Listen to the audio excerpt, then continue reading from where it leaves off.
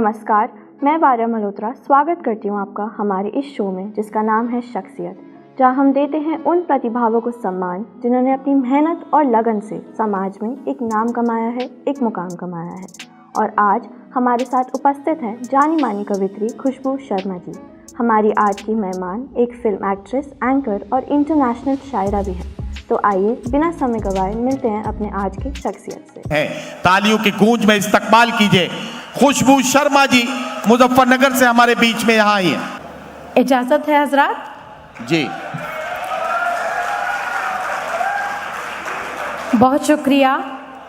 और इस खूबसूरत मैराथन मुशायरे के लिए सभी जिम्मेदारान को बहुत बहुत मुबारकबाद देना चाहती हूँ। हाजिर करते हो, सुनिए कि मेरे सामने है मुसीबतें, मेरे रास्ते में बलाएं हैं।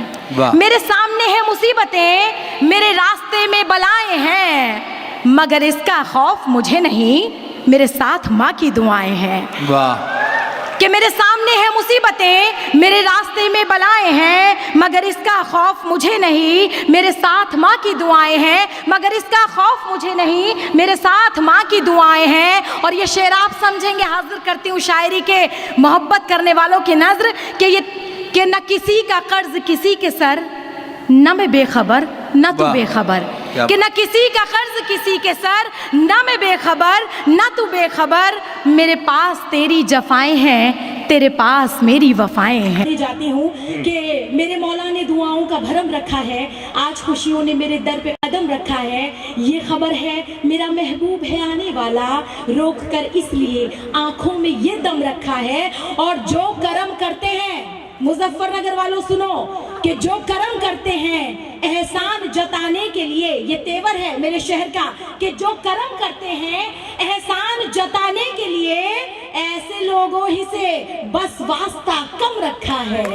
कि जो करम करते हैं कि मेरे जीवन के हर हाल में सिर्फ तुम, मेरे जीवन के हर हाल में सिर्फ तुम, मेरी धड़कन के सुरताल में सिर्फ तुम, मेरी धड़कन के सुरताल में सिर्फ तुम, मेरे दिल के कैलेंडर में हम सफर, मेरे दिल के कैलेंडर में हम सफर, हर बदलते हुए साल में सिर्फ तुम, हर बदलते हुए साल में सिर्फ तुम।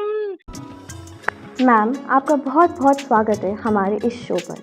अपनी लाइफ में मैं वहाँ बैठकर किरदार निभाती हूँ, लेकिन आज आपके सामने यहाँ बैठी हूँ, तो I am feeling so good. Thank you so much. तो चलिए शुरू करते हैं आज का इंटरव्यू। हमारा पहला सवाल, मैम आपका बचपन कैसा गुजरा? आपके परिवार में कौन कौन था? आपकी शिक्षा दीक्षा कहाँ से हुई? कृपया हमारे दर्शकों के साथ साझा कीजिए। देखिए, बेसिकली मैं born and brought up Muzaffarnagar से हूँ।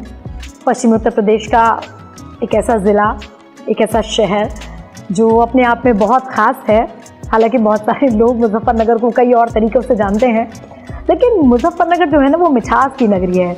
गन्ना, गुड़, चीनी, इसके लिए जाना जाता है। तो वहाँ लोगों में भी इतनी मिठास है कि जहाँ जाते हैं वहाँ लोगों को अपना बना लेते हैं। तो मेरा सौभाग्य है कि मैं उस धरती पर पैदा हुई, मुजफ्फरनगर में, और मेरी पढ़ाई भी ज़ाहिर तौर पर वहीं से हुई। सबसे पहले तो एक मेरे घर के पास एक स्कूल था, एसडी पब्लिक, वहाँ से मैंने 8th क्लास अपनी कंप्लीट की। मेरी इनिशियल स्टडी एसडी पब्लिक से हुई।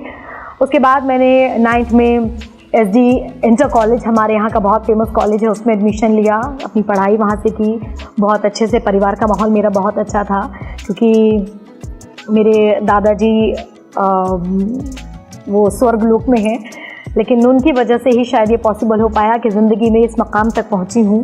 तो पढ़ाई के साथ साथ भी उन्होंने सिर्फ स्कूली और किताबों की जानकारी मुझे नहीं दी, वो समाज की जानकारियाँ भी मुझे अपने साथ साथ इसके देते रहे।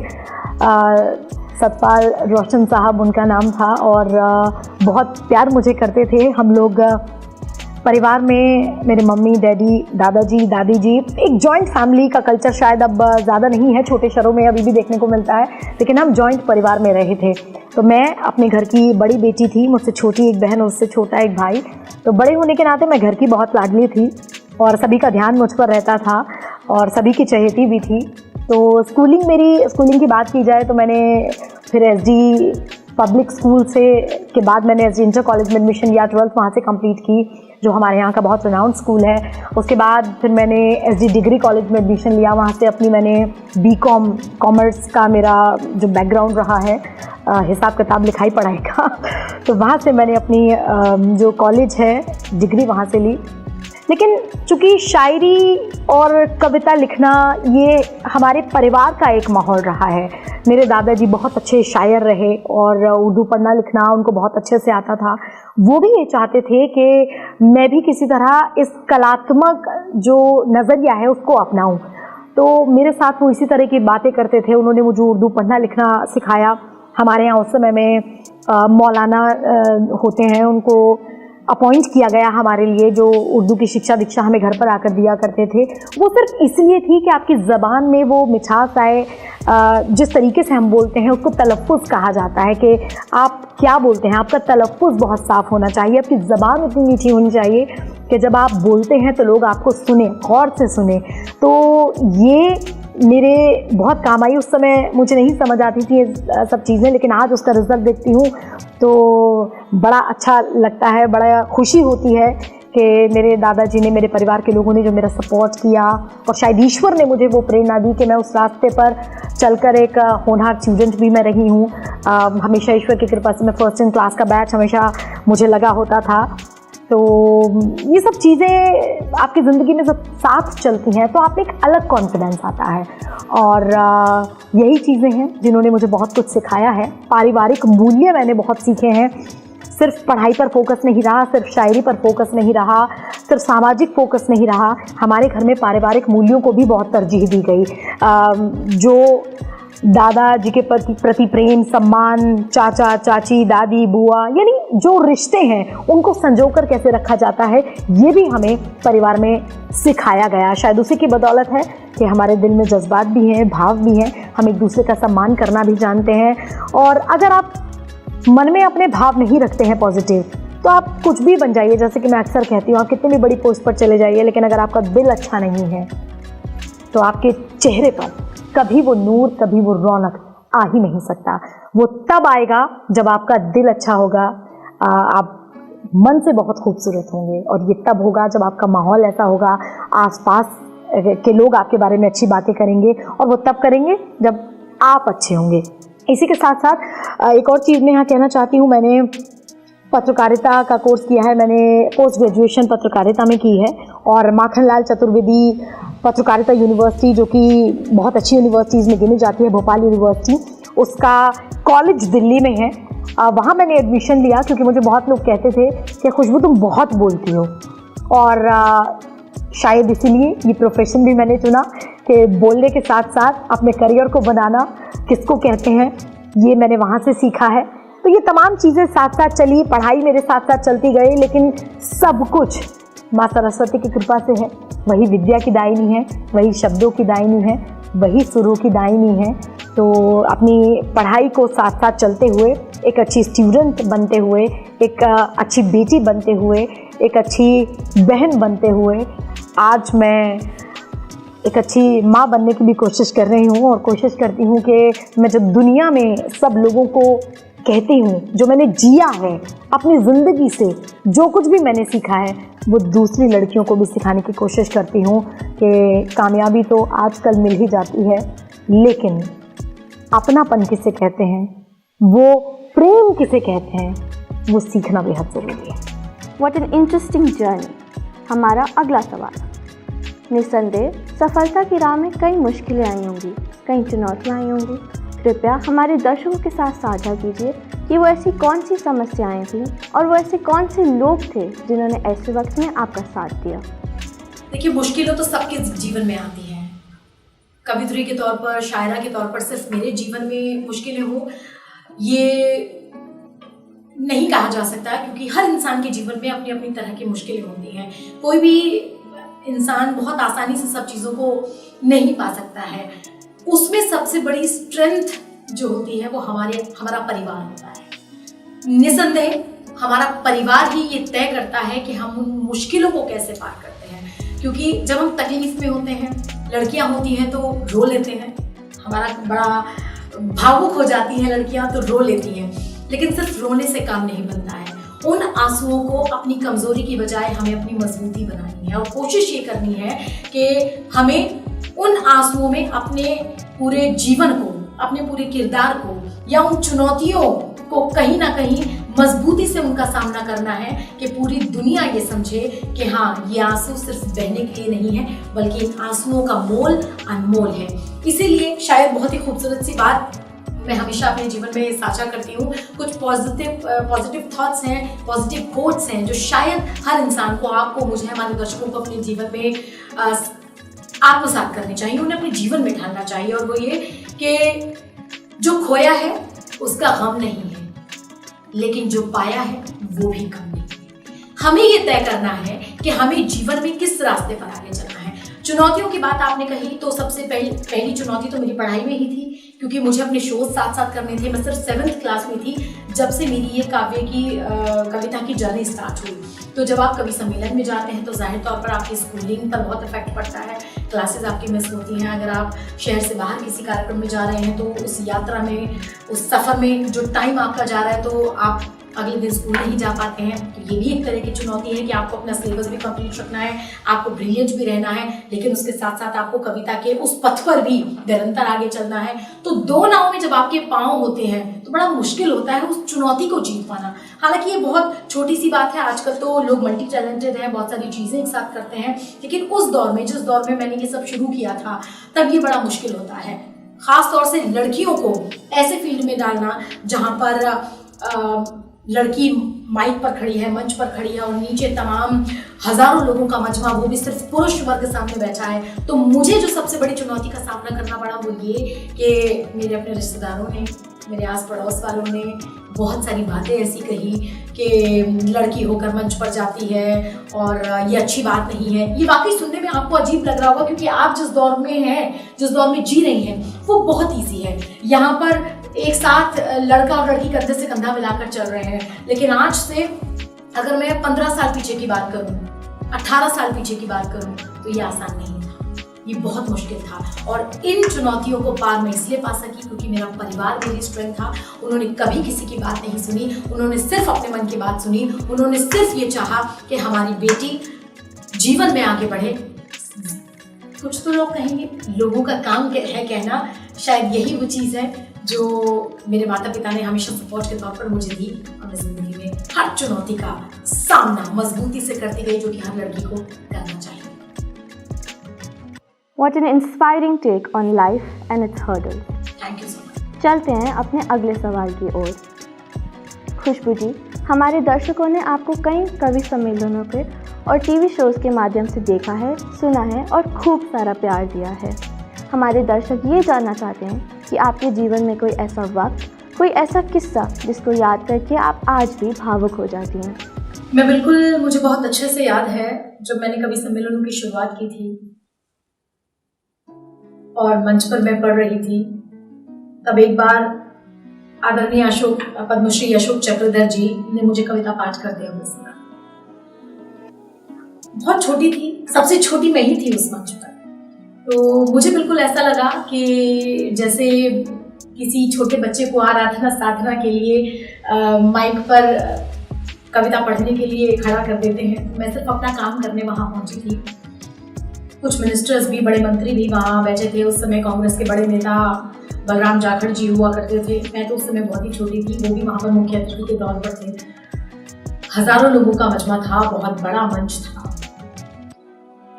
मैं वहाँ कविता पढ़ने पहुंची और कहते हैं ना कि बच्चे में कॉन्फिडेंस बचपन से होता है, तो शायद मेरे माता पिता ने मुझ में वो कॉन्फिडेंस देखा होगा, इसलिए मुझे उस राह पर चलने में उन्होंने सपोर्ट किया। मेरे छोटे जो भाई बहन है, मेरी सिस्टर है, मेरे ब्रदर हैं, वो बिल्कुल भी इस तरह की लाइन में नहीं है। दे बोथ आर कॉर्पोरेट, उनकी अपनी अपनी लाइफ है, उनको लेखन पढ़न से यानी कविता से और शायरी से कोई लेना देना नहीं है। ये ईश्वर किसी किसी को नवाजता है, शायद इस नाचीज को ईश्वर ने चुना। तो मैं मंच पर जब कविता पढ़ रही थी तो बच्चों को अमूमन आमतौर पर लोग उस पर रिस्पॉन्स क्या देते हैं, आपस में बात करने लगते हैं कि ठीक है छोटा बच्चा पढ़ रहा है, कौन इतना ध्यान देता है, क्या कविता पढ़ रहा है। लेकिन मेरे लिए वो भावुक कर देने वाला क्षण था। उस समय अशोक चक्रवर्ती जी उठे और उठकर उन्होंने पीछे मंच से आकर मेरी पीठ थपथपाई और उन्होंने मंच से ये बात बोली थी। तब मैं मात्र 12 बरस की थी, वो मुझे जानते भी नहीं थे और आज ईश्वर की कृपा से हमारे बहुत अच्छे संबंध हैं दादू से। उन्होंने उस समय कहा था कि ये जो छोटी बच्ची आज यहाँ कविता पाठ कर रही है, ये मैं इस बात की गारंटी लेता हूँ ये आने वाले समय में एक बहुत बड़ी कवियत्री बनेगी और इस मुजफ्फरनगर का नाम पूरी दुनिया में रोशन करेगी। मैं ये बात आज भी सोचती हूँ तो मेरी आंखों में आंसू आ जाते हैं, क्योंकि बड़े लोग बड़े ही होते हैं। ये अलग बात कि कदमों में पड़े रहते हैं, मगर जो लोग बड़े हैं वो बड़े रहते हैं। उन्होंने उस समय उनकी ये भविष्यवाणी या यूँ कहें कि माँ शारदा ने उनके मुंह से ये बात बुलवाई और आज ये हुआ कि तमाम बंदिशों के बाद, तमाम चुनौतियों के बाद आज मैं उस मुकाम पर पहुंची। हालांकि जिंदगी बस नहीं होती, हमें जो मिलता है वो कभी बस नहीं होता। हम और ज़्यादा पाना चाहते हैं, यही जिंदगी का नाम भी है। लेकिन मैं सोचती हूँ तो मुझे लगता है कि वो क्या दौर रहा होगा, उनके मन में वो बात आई, उन्होंने बोला, ईश्वर की कृपा से दुनिया मुझे कोई शर्मा नहीं कर सकती। What a heart-warming story। हमारा अगला सवाल, सफलता के लिए आप किस मंत्र को अपना मूल मंत्र मानती हैं? कृपया हमारे दर्शकों के साथ साझा कीजिए। सफलता के कई मायने होते हैं। कुछ लोगों के लिए सफल होना शायद बड़ी पोस्ट पर पहुंचना होगा, लेकिन मेरे लिए सफलता का सही जो अर्थ है वो ये है कि जब भी कोई आपका नाम ले तो आपके नाम लेने पर उसके आंखों में चमक आ जाए, उसके चेहरे पर मुस्कुराहट आ जाए और उसके दिल में प्रेम का भाव आ जाए। यही है जीवन में असली सफलता। क्योंकि अगर पीछे लोग आपके बारे में अच्छा नहीं बोल रहे हैं तो आप कुछ भी बन जाइए, वो सफलता किसी काम की नहीं है। असली सफलता वही है कि आप अपना बनाते चलिए, लोगों को अपने पन के साथ जिंदगी में तमाम लोगों को जोड़ते चलिए और सच्चे मन से करिए। दिखावे के साथ की गई कोई भी चीज बहुत देर तक और बहुत दूर तक यात्रा नहीं करती है। आप उम्र में मुझसे छोटी हैं, आप अनुभव में भी ज़ाहिर तौर पर मुझसे छोटी हैं, लेकिन हर इंसान का व्यक्तित्व अलग होता है। आपकी मुस्कुराहट मुझे अपना बना रही है, आप बहुत मीठा बोलती हैं, वो आपका अपनापन मुझे आपकी तरफ खींच रहा है। तो ये जिंदगी में कुछ चीजें हैं जो हर इंसान को सीखनी चाहिए। देखिए, अर्थ के पीछे यानी पैसों के पीछे लोग भाग रहे हैं और अपनी जिंदगी के सही अर्थ को भूल रहे हैं, यानी मीनिंग को भूल रहे हैं कि ईश्वर ने हमें इस धरती पर क्यों भेजा है। क्या ईश्वर ने सिर्फ हमें मेहनत करने के लिए और भागने दौड़ने के लिए भेजा है? नहीं, ईश्वर ने हमें इसलिए भी भेजा है क्योंकि एक साहित्यकार के तौर पर, एक कवियत्री होने के नाते या फिर एक एंकर होने के नाते मैं समाज को वो प्रेरणा दे सकूं, मैं समाज को कहीं ना कहीं एक ऐसी दिशा पर ले चलूं, एक ऐसी दिशा की ओर ले चलूं जहां मानवता का पाठ पढ़ाया जाता हो, जहां अच्छी सीख दी जाती हो, जहां अपनेपन की बात की जाती हो और दिलों से दिलों को जोड़ने की बात की जाती हो। तो हम जो धर्म से ताल्लुक रखते हैं जाहिर तौर पर वो जोड़ना सिखाता है, तोड़ना कभी नहीं सिखाता है। इसलिए मेरी कोशिश हमेशा यही रहती है कि अपनेपन के साथ सहज स्वभाव से, खुले दिल से, सच्चाई से, जैसे आप हैं बिल्कुल वैसे लोगों से मिलिए। तो ये समाज, ये पूरी दुनिया जिसकी बाहें खुली हैं, वो आपका खुले दिल से स्वागत करता है, खुली बाहों से स्वागत करता है और आपको अलग पहचान दिलाता है। I think we can all learn something from this take on the path to success। बेशक। अब हमारा आखिरी सवाल, खुशबू जी, आप हमारे विद्यालय में आई, उसके लिए बहुत बहुत शुक्रिया। आपने हमारा विद्यालय देखा, GD गोयनका के इस पहल गैप चैनल को देखा, आपको ये कैसा लगा? आप इसके बारे में क्या कहना चाहेंगे? मुझे ऐसा लगता है कि रट्टाफिकेशन से आप बहुत देर तक और दूर तक यात्रा नहीं कर पाते हैं। प्रैक्टिकल नॉलेज एक ऐसी नॉलेज है जो वाकई आपको जीवन में सही सच्ची नॉलेज देता है। स्कूलों में कई बार टीचर्स का प्रेशर होता है, ये याद होना ही चाहिए, इसका आंसर आना ही चाहिए।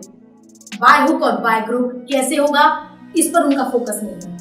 लेकिन यहाँ मैंने आज देखा, मैंने क्लासरूम्स में भी मैं गई, तमाम जगह मैंने देखा कि बच्चे कैरिकुलम एक्टिविटीज भी कर रहे हैं, डांस भी कर रहे हैं। और मैं तो ये सोचकर भी बहुत ज्यादा एक्साइटेड हूँ कि इस तरह का न्यूज स्टूडियो, जो शख्सियत प्रोग्राम आप चला रहे हैं, गैप का ये प्लेटफॉर्म है, ये मुझे लगता है जीडी गोयनका के अलावा मैंने कहीं नहीं देखा है। And I am very much proud to say this कि शिक्षा एक साधना है जो मंदिर में बैठकर की जाती है, और जीडी गोयनका को वाकई में अगर शिक्षा का मंदिर कहा जाएगा तो इसमें कोई अतिशयोक्ति नहीं होगी, क्योंकि ये वो जगह है जहां से आप निकलते हैं। स्कूलों का एक टैगलाइन मैंने बहुत स्कूलों पर देखी है, आई गेस आपने भी देखी होगी, ये शिक्षार्थ आइए सेवार्थ जाइए, ये टैगलाइन है स्कूल्स का। लेकिन कितने स्कूल उसको फॉलो करते हैं, कितने टीचर्स उसको फॉलो करके, कितने गुरु उसको फॉलो करके अपने बच्चों को शिक्षित कर रहे हैं, अपने विद्यार्थियों को शिक्षित कर रहे हैं। उसका सही अर्थ जो मैंने देखा है वो वाकई यहाँ दिखा है। पेंटिंग की बात कर रहे हैं, हालांकि मुझसे बेटर आप अपने स्कूल के बारे में जानती हैं, आप यहाँ पढ़ रही हैं, आप यहाँ से तमाम चीज़ें सीख रही हैं, आपके लिए पूरी दुनिया के दरवाजे खुले हैं, क्योंकि आप जीडी गोयनका की ब्रिलियंट स्टूडेंट भी हैं, और आप जैसे तमाम स्टूडेंट यहाँ पर हैं। समरसता का भाव यहाँ पर है, जो कि मुझे बहुत ज़्यादा आश्चर्यचकित करता है कि यहाँ के बच्चों की बनाई पेंटिंग ऑक्शन में सबसे ज़्यादा सेल होती है, लोग उनको खरीदते हैं। और गेम्स की बात कर लें, एक्टिविटीज़ की बात कर लें, पढ़ाई तो अपने आप में है ही, तो इसके लिए मैं सबसे पहले आपको तो बधाई है ही, क्योंकि आप भी तराजू के दो पलड़े तभी काम करते हैं, बराबर होते हैं, जब दोनों पलड़ों पर बराबर की जिम्मेदारी हो, बराबर का वजन हो। तो एक तरफ जहाँ इस पूरे स्कूल के लिए स्टूडेंट्स की जिम्मेदारी बहुत ज़्यादा होती है, सहभागिता बहुत ज़्यादा होती है, उतनी ही सहभागिता, उतनी ही जिम्मेदारी गुरुजनों की होती है, स्टाफ की होती है, वहाँ के जो तमाम मेंबर्स हैं उनकी होती है। तो मुझे लगता है कि सबसे पहला जो थैंक्स है वो यहाँ के जो प्रिंसिपल सर हैं पुनीत जी, उनको बहुत बहुत धन्यवाद देना चाहती हूँ कि उन्होंने सिर्फ इस स्कूल का ही नहीं बल्कि अपने साथ साथ आपको अपना ही बच्चा मानकर वो शिक्षा दे रहे हैं, वो आपको बिल्कुल अपने ही बेटे बेटियों की तरह पाल पोस रहे हैं, और आपको शिक्षित करने के लिए वो प्रेरित भी कर रहे हैं। तमाम टीचर्स को, मैं पूरे स्टाफ को बहुत बहुत बधाई देती हूँ कि जीडी गोयनका इसी तरह आकाश की यात्रा करता रहे, इसी तरह सफलता के नए आयाम गढ़ता रहे, और आप जैसे ब्रिलियंट स्टूडेंट्स जो बाहर जाकर पूरी दुनिया में गर्व से ये कह सकें कि वी आर गोयनकन्स, आई गेस हम जीडी गोयनका के स्टूडेंट्स हैं, तो ये अपने आप में बहुत गर्व की बात होनी चाहिए, क्योंकि मुझे यहाँ पर महसूस हुआ कि मैं आज आपके बीच आकर गौरवान्वित महसूस करती हूँ। Thank you so much to you, thank you so much to your school, thank you so much to your staff जो आपको ऐसी शिक्षा दे रहे हैं, और मैं खुद यहाँ से आज बहुत कुछ सीख रही हूँ। Thank you so much. इसी तरह पढ़ते रहिए, कीर्ति के नए कीर्तिमान नए गढ़ते रहिए, और इसी तरह से चुनौतियों से लड़ते रहिए। यही यहाँ का जो एक पॉजिटिव एटीट्यूड है। I think we can consider this a big win for GD Goenka. तो आज की शख्सियत के एपिसोड में बस इतना ही। हम फिर मिलेंगे अपने अगले शख्सियत के साथ। तब तक के लिए मैं वार्या मल्होत्रा, आपकी होस्ट और दोस्त, आपसे विदा लेती हूँ। गोयनका नमस्कार।